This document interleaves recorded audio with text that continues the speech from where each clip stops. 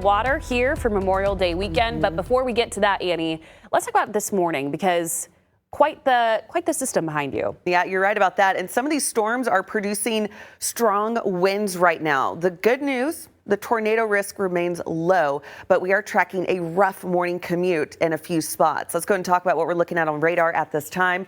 A line of showers and storms making its way across I-44. The system is moving very slowly, about 30 to 35 miles per hour. So it will continue to drop southward. It's not going to be rushed by any stretch, and it will take its time. So we're going to continue to monitor for some heavy rainfall this morning. On top of that, we're dealing with some gusty winds, but staying just below that severe criteria. Getting some reports coming through of some small hail. So on our hail tracker, you could see right around Craig County over towards Otto County, where we do have that severe thunderstorm watch still remaining until 7 a.m.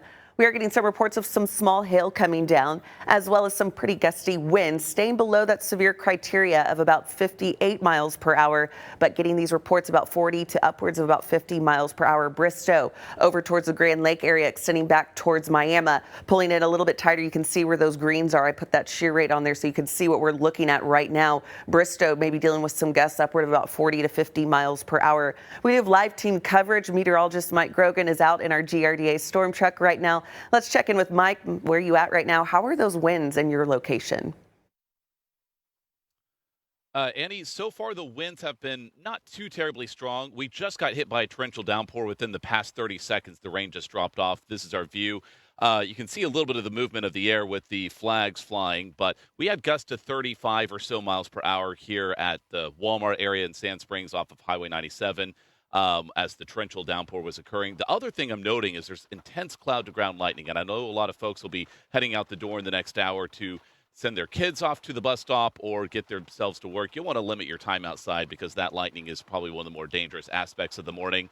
We also have torrential rainfall. It's leading to ponding on the roadways, even in the parking lot I'm in right now. So you'll just need to slow it down and be prepared for some of those driving conditions that are not optimal for that commute. But pockets of heavy downpours will continue out here.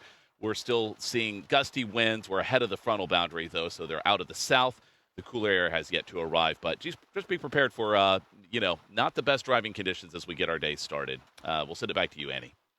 Mike, for that update right there. Yeah, the severe weather outlook continues in the forecast for today. If that marginal site risk is still in place, we're talking wind and hail still being a main concern. Tornado threat will remain low. We could see some isolated tornadoes developing on the leading edge of this, where those temperatures do warm up later on today as the system does move slowly towards the south and east. Right now, that cold front is situated right across I-44, extending back towards Oklahoma City. Temperatures ahead of it, as Mike mentioned, are in those 70s with southerly winds. Behind it, we have temperatures in those 50s. Panhandles right now sitting in the 40s. So temperatures behind this front will be dropping off quite a bit. Have the jacket ready to go, not only for those showers this morning, but also because of that drop in temperatures later on today.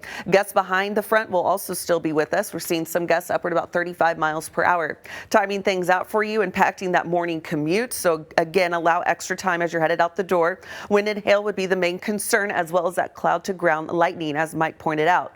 Showers continue to drop south and east with some isolated development as we go into the afternoon, but the widespread development still remaining down towards the south, clearing by the evening hours. Tomorrow morning, we'll be waking up with temperatures into those 50s. You're looking at 58 here for Tulsa, 55 to Bartlesville, 53 over to Ponca City, not the 70s like we've had over the last several mornings. And we'll also get a drop in those feels-like temperatures as well, so it's not going to feel muggy or humid tomorrow morning. It will feel much more refreshing as you're headed out the door. Normal is 60 for this time of the year. So for today, high of 70 degrees. We're peaking early. We'll stay in those 60s this afternoon, 58 overnight. As we do look at your wind concerns for today, it's still mainly the main concern. Tornado threat and flooding threat are in the lower tier, but we are watching for some heavy downpours. Hail, we're getting some reports of some small hail in the area, about pea size, but nothing larger than that at this time. 71 for your Wednesday, and then as we look ahead towards your upcoming holiday weekend, still keeping a daily chance of showers and thunderstorms in the forecast, warming to about 82 by Memorial Day.